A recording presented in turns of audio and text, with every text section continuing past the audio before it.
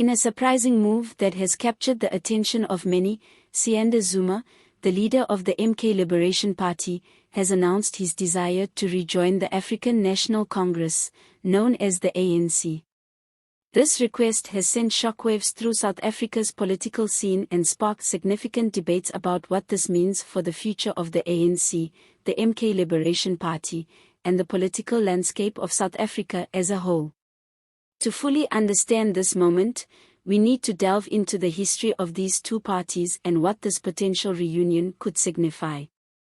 The MK Liberation Party was founded by former members of Umkhonto we Sizwe, which was the armed wing of the ANC during the apartheid era. Many of these veterans became disillusioned with the ANC's direction in the years following the end of apartheid. They felt that the ANC had strayed from its original mission of fighting for social and economic justice. In response to this perceived betrayal, they established the MK Liberation Party, aiming to continue the struggle for the rights of the working class and marginalized communities. Siyanda Zuma quickly emerged as a prominent figure within this party, becoming its voice and leader. He articulated the frustrations of those who believed the ANC had abandoned its founding values. Under Zuma's leadership, the MK Liberation Party took a bold stance as a radical alternative to the ANC. They focused on issues such as land redistribution, poverty alleviation, and fighting against corruption. This message resonated with many younger South Africans and those who had become disillusioned with the ANC. Even though the MK Liberation Party has not achieved the same level of political power as the ANC, it has played a crucial role in highlighting important issues affecting the lives of ordinary South Africans. Zuma's history with the ANC is complex. He has been a fierce critic of the party, openly expressing his disappointment with its leadership and policies. However, during a recent press conference, he surprised many by expressing his desire to rejoin the ANC. He argued that the core values of the ANC could still be revitalized from within. He stated, "The ANC is a historic movement with deep roots in the liberation struggle.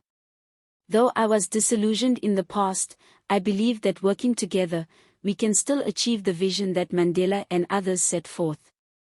These comments reflect not only Zuma's personal journey but also a broader shift in South African politics, where smaller parties find it increasingly difficult to gain traction in elections. The ANC's response to Zuma's request has been mixed.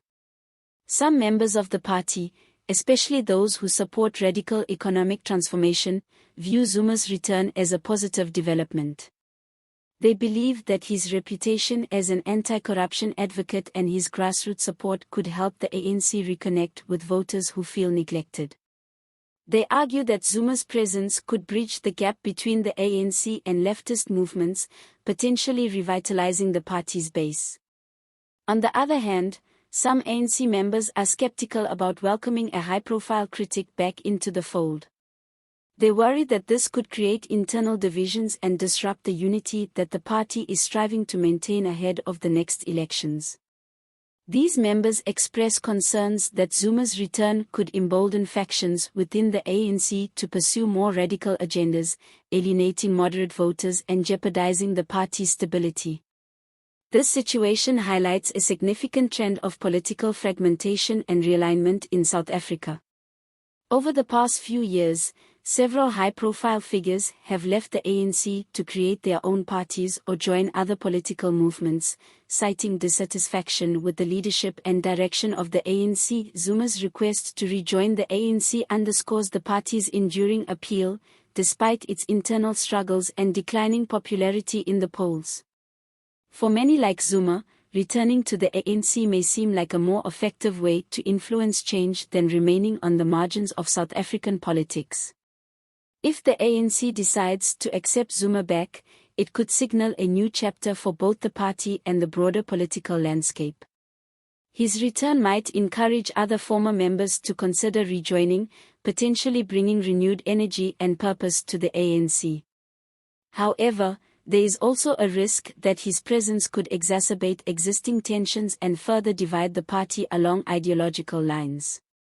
As we reflect on Siyanda Zuma's request to rejoin the ANC, we see a complex and evolving political environment in South Africa. His return could strengthen the ANC's left-leaning base, but it also poses significant risks to party unity. The ANC is now faced with a difficult decision: should they welcome a former critic back into their ranks, or should they maintain the status quo? Whatever choice they make, the implications of Zuma's move will likely leave a lasting impact on South Africa's political landscape, influencing voter sentiments and shaping the trajectory of the country's major political movements for years to come. If you enjoyed this analysis and want to stay updated on the latest developments in South African politics, make sure to subscribe to our channel and hit the notification bell. We want to hear your thoughts. Do you think Siyanda Zuma's return to the ANC will strengthen the party or create more divisions? Let us know in the comments below. Thank you for watching Mzansi Monitor, where we bring you the latest insights and discussions about South Africa's political scene.